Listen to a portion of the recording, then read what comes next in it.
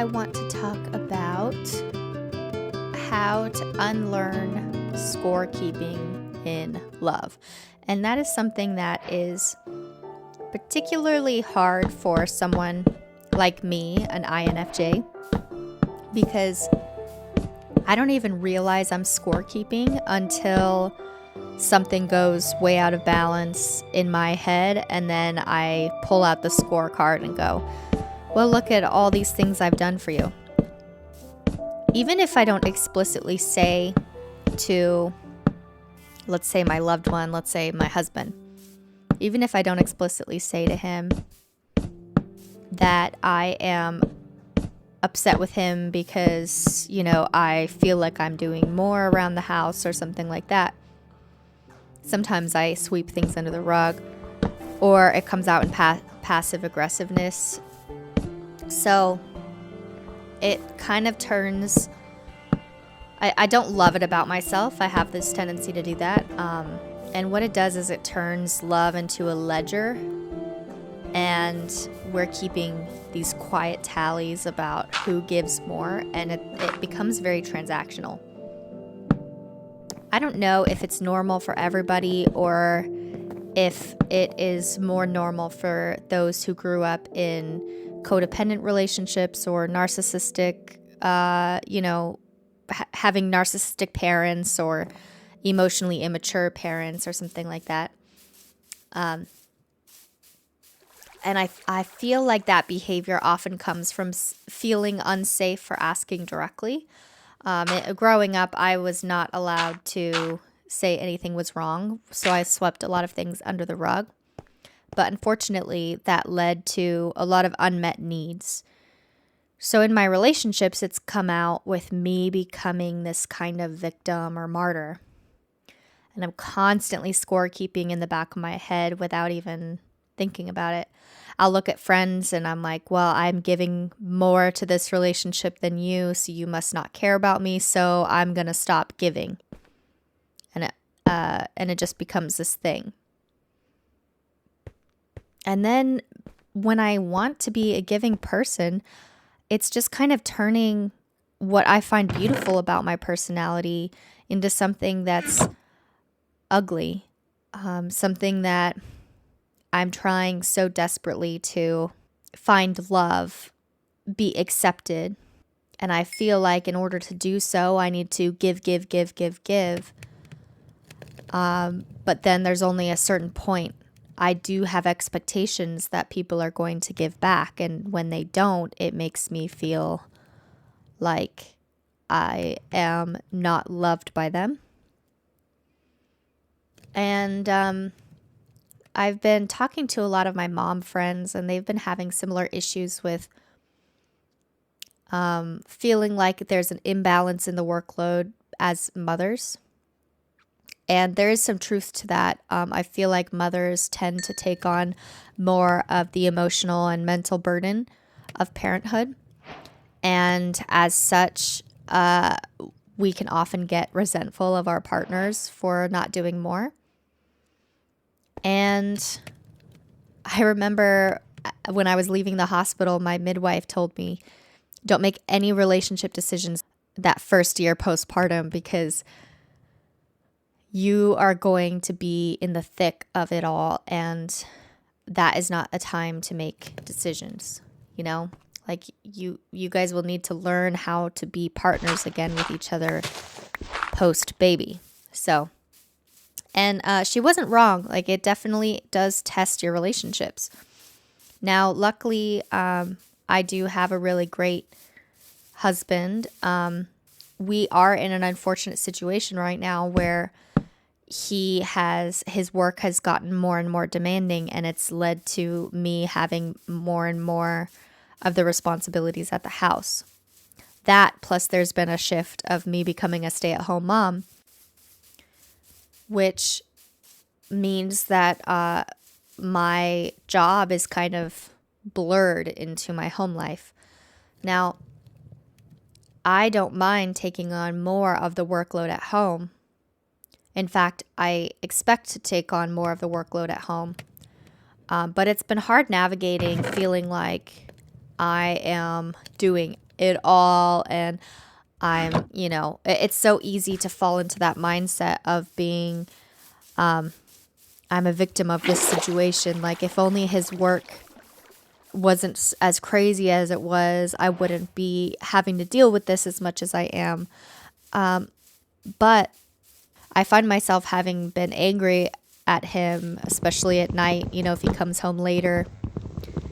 And I don't even want to admit to him that I've had a decent day, because I want him to feel guilty that I had most of the caregiving responsibilities, which is just not cool. But I feel like I've gotten off topic, so let's go back to it. I feel like the resentment didn't show up because I was giving too much. I feel like it showed up because I was silently counting instead of speaking up. Becoming a stay-at-home mom really changes how you do the mental math, like, completely. There's no clock out time. There's emotional labor, there's planning, there's presence that just doesn't show up on a timesheet. And meanwhile, my husband's work absolutely has visible metrics. So this is where resentment can easily creep in. I give to my daughter all day. I give to my partner by holding the household. And somehow I'm still needing to be flexible for, his work's ebbs and flows. However, something that I really want to name here is that imbalance doesn't automatically mean injustice. Some seasons are asymmetric, and that's by necessity. So, and this is a big one. I don't want to say my needs don't matter. I should just be grateful. What I'm trying to say is I get to choose how I interpret this season. Like, do I want my personal happiness, like, until this thing is over, to just be sitting here waiting, like, okay, I'll be happy once his work calms down. I'll be happy once this situation dies. Like, then I'm just sitting here waiting, and meanwhile, I'm miserable and I'm angry and I'm resentful. I don't want resentment to run my inner world. So I just don't want to be a victim of my own generosity, because I have a tendency to take on more than I need to, And I think it's possible to have empathy for your partner without self-erasure. My husband's work is demanding, and also my work is demanding, just in a different currency. Like, empathy doesn't mean excusing everything or silencing my feelings. It means seeing his pressure without turning it into a competition, understanding that stress doesn't cancel out love. I don't need my life to be harder than his to justify my exhaustion. Although he has said to me that he wouldn't trade places with me because it's a very physical exhaustion that comes with being with her all day.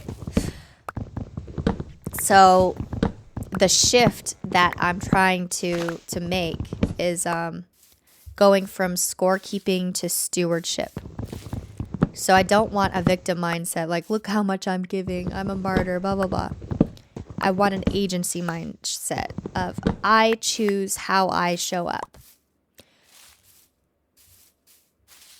You can't control workload distribution perfectly, but you can control resentment, communication, and self-care.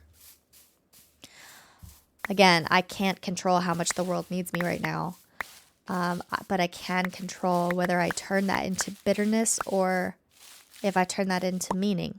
And I feel like these stages in our lives are really what pushes us to grow. If we introspect and we let we reflect and everything. It's so easy to